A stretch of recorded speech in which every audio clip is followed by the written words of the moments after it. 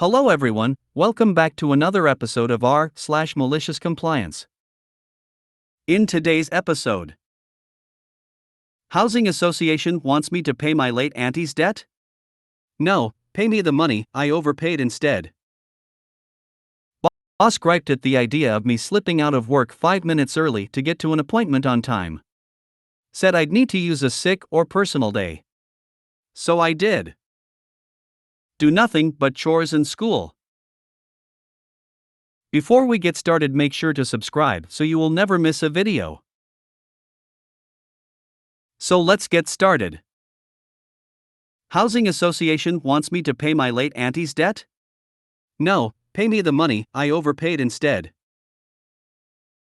Not 100% sure if this is malicious compliance, but it feels like it's that sort of nature. Also apologies for the length and formatting, I'm on mobile.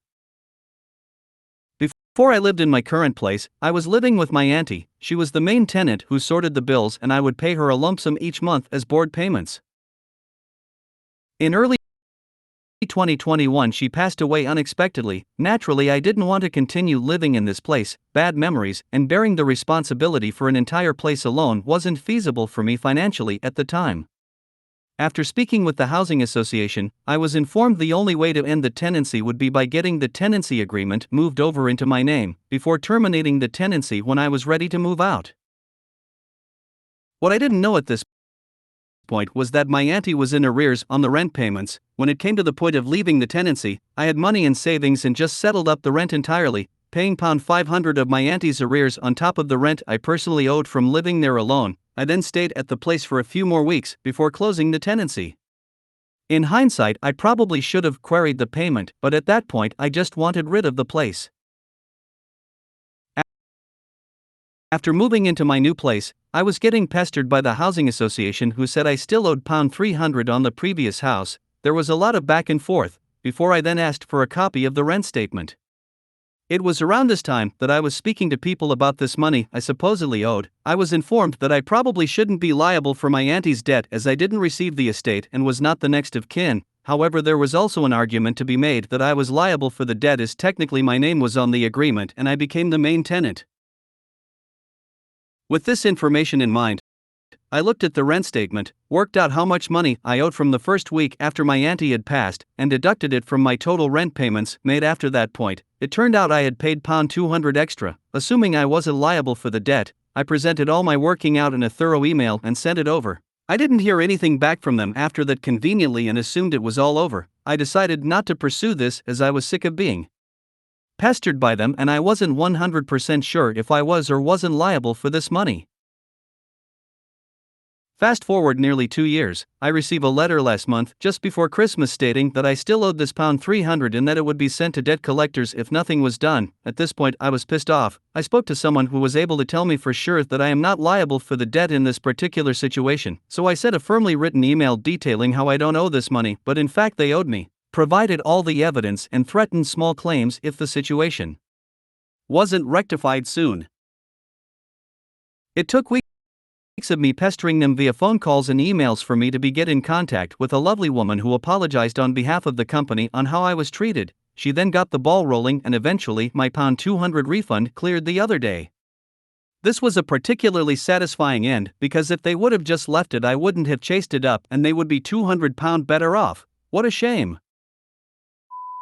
Boss griped at the idea of me slipping out of work 5 minutes early to get to an appointment on time. Said I'd need to use a sick or personal day. So I did. For background, my old boss used to be more flexible. As long as we got our tasks done, if something came up and we needed to slip out a few minutes early, they never had much of an issue. I rarely took advantage of it, but if I had to, I always made sure to make up those few minutes elsewhere. This new boss comes along and is such a micromanager and control freak. Now, we are not allowed to be even a minute late or leave a minute early. We need to actually put in for PTO, either for a half or full day, just to be able to slip out a few minutes early. I had an appointment once, say, and offered to work through my break time just to leave a few minutes early. Boss balked at the idea. I arranged ahead of time for a whole personal day off. I booked myself a massage and went out to lunch before my appointment. Boss wasn't happy with me for taking a personal day, especially since we're currently short-staffed, but I did follow their policy. Do nothing but chores in school. My mother is abusive. I am not debating this with the comments, this is a fact of my life. She does not act in my interest unless it benefits her or makes her look better. She goes through the motions of being a good parent and puts in no effort to back it up. She yells at me non-stop and refuses to acknowledge me as her son. So a little earlier in the school year, I got a couple D's and missed a lot of days because she refused to drive me when I missed the bus. Yes, making the bus is my responsibility, but I am also disabled and struggle to make it out on time. I'd make it early if she were to drive me when I missed the bus. So she said, until you get good grades, you will do nothing but chores in school, OP. So I did. Nothing. But that. I did not speak to her. I did not leave my room. I did not do art. I did not write. I gray rocked so hard you'd think I was the most uninteresting rock in a gravel pile. Mom got concerned when my grades still did not improve, saying she thinks I'd do better if I went back to doing art, in front of the school counselor, of course. So I say, deadpan. You said nothing but school and chores. I did nothing but school and chores. I am still on my bullshit tea with this, actually. I do my art in my room and I don't show her.